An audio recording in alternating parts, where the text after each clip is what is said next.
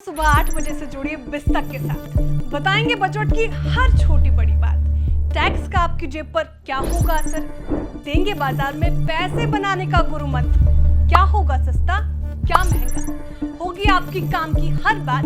तो फटाफट जुड़िए बिस्तक के साथ। अडानीज धारावी रीडेवलपमेंट प्रोजेक्ट फिर से चर्चा में आ गया है। एशिया की सबसे बड़ी बस्ती के रीडेवलपमेंट का काम अडानी ग्रुप को क्या सौंपा गया। सियासी गलियारों में हलचल तेज हो गई और गाहे बगाहे तरह तरह की प्रतिक्रियाएं भी इस डेवलपमेंट प्रोजेक्ट को लेकर आती रहती है। हाल ही में शिवसेना यूबीटी प्रमुख उद्धव ठाकरे ने अडानी ग्रुप को लेकर जमकर हमला बोला।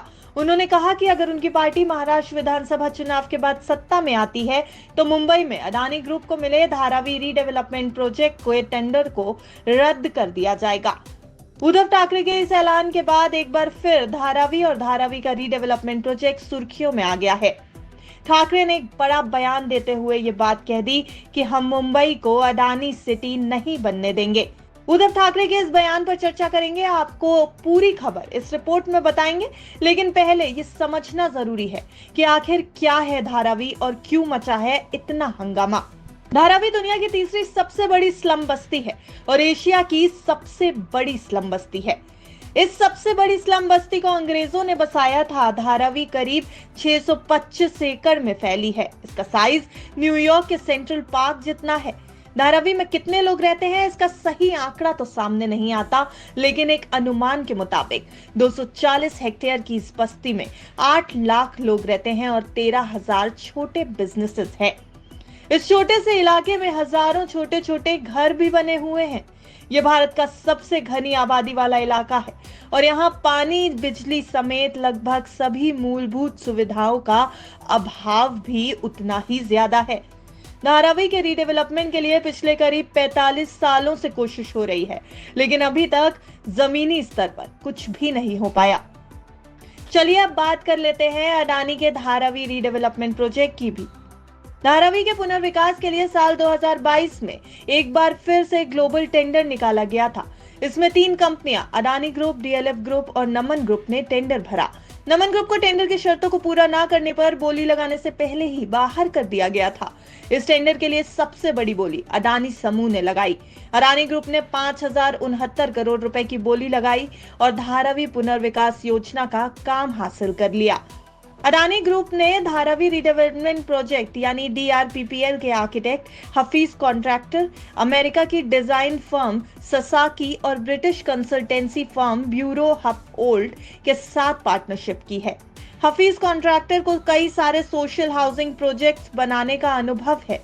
तो जब इतना सब कुछ हो चुका है, अडानी पूरी तैयारी कर चुके हैं धारावी के रीडेवलपमेंट की, तो आखिर सियासी हंगामा क्यों मचा है और उद्धव ठाकरे ने क्या कहा है, चलिए ये भी बता देते हैं।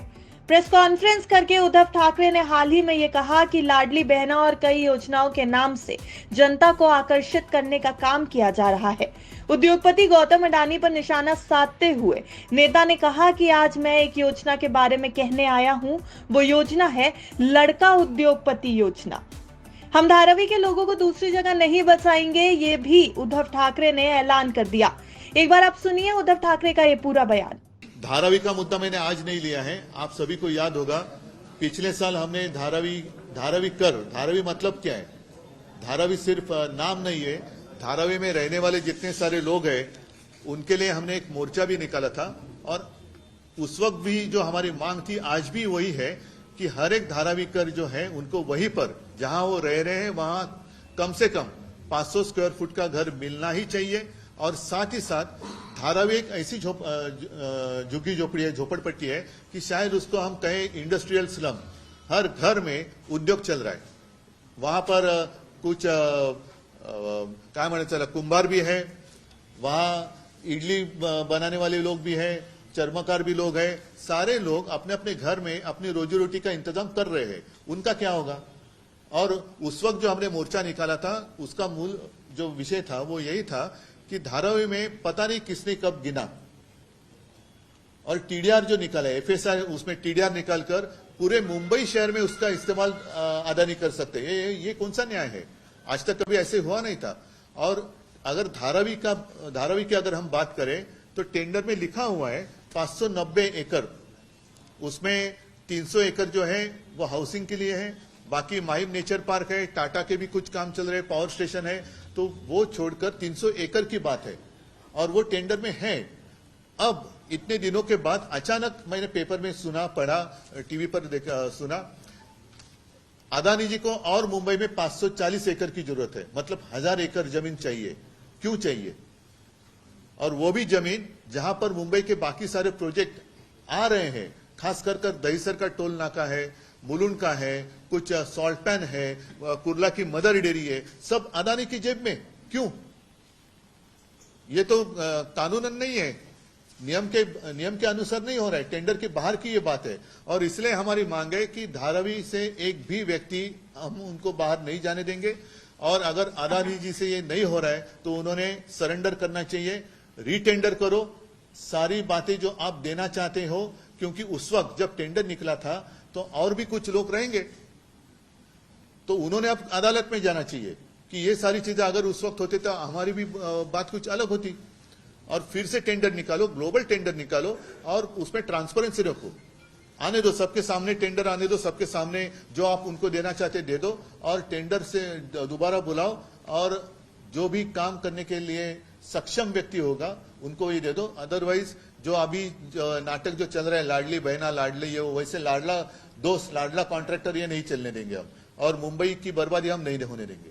सर, मुंबई को अडानी सिटी बनाने की तैयारी चल रही है, किन किन ग्राउंड्स को लेकर आपको ऐसा लगता है कि वहां जहां बीकेसी है, मनमोहन जी की सरकार थी तो वो गिफ्ट सिटी वहां आने वाली थी, जिसका हमने स्वागत किया था।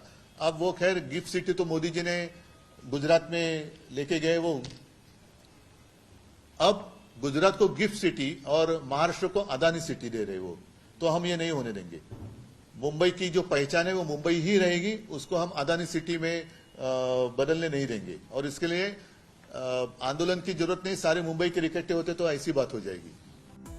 तो गौतम अडानी के नेतृत्व वाले अडानी ग्रुप ने धारावी स्लम एरिया के रीडेवलपमेंट के लिए बीते साल जुलाई 2023 में बोली जीती थी। महाराष्ट्र सरकार ने अडानी की $619 मिलियन की बोली को स्वीकार कर लिया था। अब उद्धव ठाकरे के अडानी को मिले धारावी के पुनर्विकास टेंडर को रद्द कर देने के ऐलान से इस प्रोजेक्ट पर एक बार फिर संशय के बादल मंडराने लगे हैं। विधानसभा चुनाव में क्या उद्धव ठाकरे की शिवसेना यूबीटी की जीत होती है, और अगर ये जीत होगी तो क्या धारावी रीडेवलपमेंट प्रोजेक्ट पर एक बार फिर से प्रश्न चिन्ह लग जाएगा? ये देखने वाली बात होगी, और ये तस्वीर भी आने वाले दिनों में ही साफ हो सकेगी। आपका इस पूरी रिपोर्ट पर क्या कहना है, हमें कमेंट करके जरूर बताएं। बिस्तक आपके लिए लाया है प्रीमियम मेंबरशिप प्रोग्राम, जहां आपको मिलेंगे कई सारे फायदे, जिनमें मार्केट न्यूज़लेटर, लाइव चैट पर आपके सवालों के सबसे पहले जवाब, मार्केट आउटलुक, वीकेंड पर मार्केट स्कैन, एंकर्स के साथ चैट और भी बहुत कुछ। इस प्रीमियम सब्सक्रिप्शन में 3 तरह के प्लान हैं, सिल्वर, गोल्ड और प्लैटिनम, जिनकी शुरुआत मात्र 159 रुपए महीने से होती है।